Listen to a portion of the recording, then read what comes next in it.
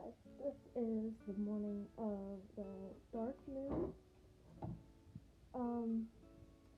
and I did a ritual and some spellwork last night with Hecate, and I redid the altar, and there's almond milk in there because I didn't really have that much normal milk left, and apparently she's associated with almonds as well. With her deck, I put the moon card up on her, area, and this little key sigil thing. And then in this bowl, you can't really see what's in there, but there's honey and almonds. And then I cut up an apple, what looks like a pentacle. And I have her wheel up here, that's been up there. I got a sweet potato and some melon everywhere. And then this black little bag of dog hair, because she's associated with dogs. Yeah. And then this bottle, I just keep her a glass of water. And then, let's see. Yeah. So, did some tarot readings and some shadow work, because I did a spell tonight, too. Awaken my inner witch, and, whether you're referring to, witchcraft, your spell work, or just, your ability to create change and have confidence. So I'll explain to you what I did. If you hear hissing and growling, it's two cats on my bed. So, what I did was I took this little clay planner thing, because that's what I had, but I feel like it adds to the, nurturing growth aspect of things, right? And could you all knock it off? Anyways, so right where this candle is sitting, this piece of glass, but underneath of this, and as you can tell, there is the Magician card, okay? Because it was the awakening your magical abilities, your ability to create change and be confident and be the architect of your own reality, okay? That's kind of like the intention here. So I wrote my petition on the actual card itself. I put this glass here to protect it, so I didn't start a fire or anything, but I'm going to be here until this burns the whole way down. And then I used a protection powder I made a year or two ago, round Yule, some talc and crushed up seashells and orange peels and cinnamon oil and ylang ylang oil. Crushed up eggshells are in there too, so I just used a little bit of that. And then I have the herbs Forsythia, this flower thing here, because for foresight and confidence and intuition, the gut feeling, behind whether or not you think someone works magic on you, the gut feeling of, I'm gonna use this thing and this, I'm gonna do this thing, I'm gonna avoid that type of thing to create change. And then I put Mugwort in there to increase my divination and intuition. And then I put snake skin in there. And I have some here, if you want to know. So what I use that for is because snake skin is useful for attracting witches into your life, follow, so you have some community, right? Because I can see how that could definitely help improve, awakening one's inner power or, inner flame, because, usually people who have done that themselves tend to try to help other people. Their vibration tends to affect yours, so if they're high frequency, then it's going to in turn make my frequency high, right? And then I used Carnation. I grounded up Carnation in here, purple Carnation, to increase my mental abilities, my telepathy, manipulation type, domination power, to increase my spell type of works. Put that in there. Did not use any essential oils because I got kitties in here. I put 5 different stones in here, okay? Citrine was for a similar purpose of the Forsythia, right? And really just going into that solar plexus chakra area. Then I have pyrite. This pyrite's gonna help draw prosperity and abundance to me when I eventually start making money doing this shit. So Yeah. And then I have agate or chalcedony, one of these slices. I use this like almost every year with my seed starts. So this will help to like grow and really awaken and blossom these, things for me. And I have this rock here. I can't really see it when I'm looking. Okay, this rock. This rock came out of a lake that I was swimming in with some of my old friends that I'm no longer friends with. But how I got this rock was that my ex-friend's boyfriend picked it up, and I wanted this rock, so I did everything in my power to get it out of his hand and eventually let go, and I got it. So that's why this is in this belt, because it represents like the will and willpower and doing what it takes to achieve something, right? And then I have this like purple stone, blue stone. It's like sodalite or lapis lazuli. I forget which one, but they pretty much all correspond to third eye chakra, and divination is important in my working. So, and I used a red candle because red is good for I'm a fire sign, right? And the wick represents your inner flame, and the fire around it is the creation aspect, right?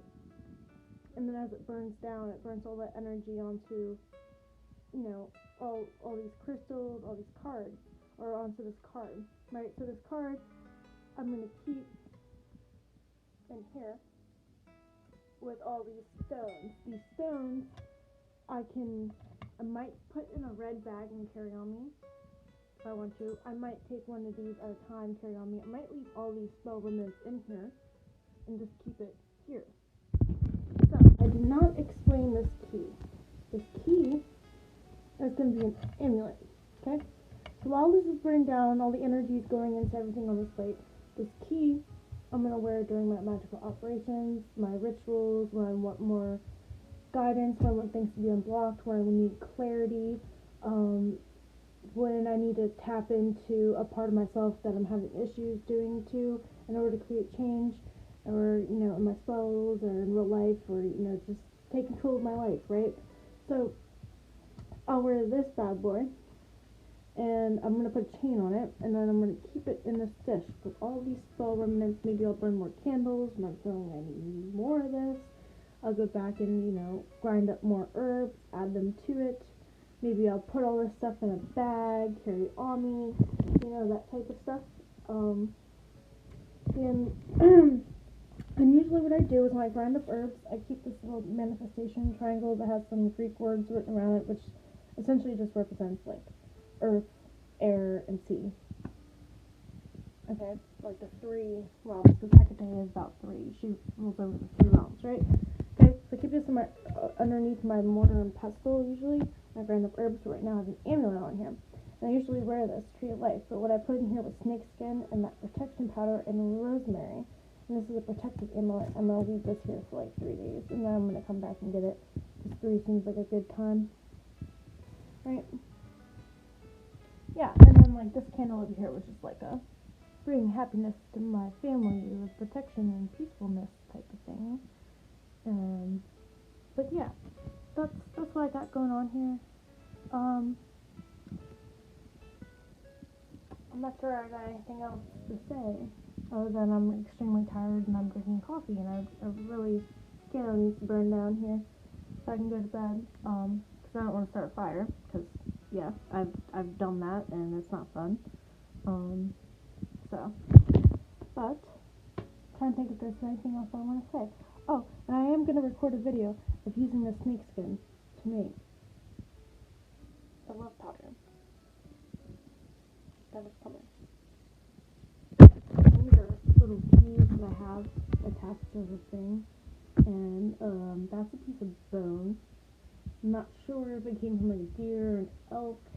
Couldn't tell you, but I used red paint and a little bit of my period blood mixed in to draw a little pentacle on there, because I wanted to. And then I got the moon up there, got some almond milk up in there. That's a scrying mirror I made. You want to know how to make a scrying mirror, guys?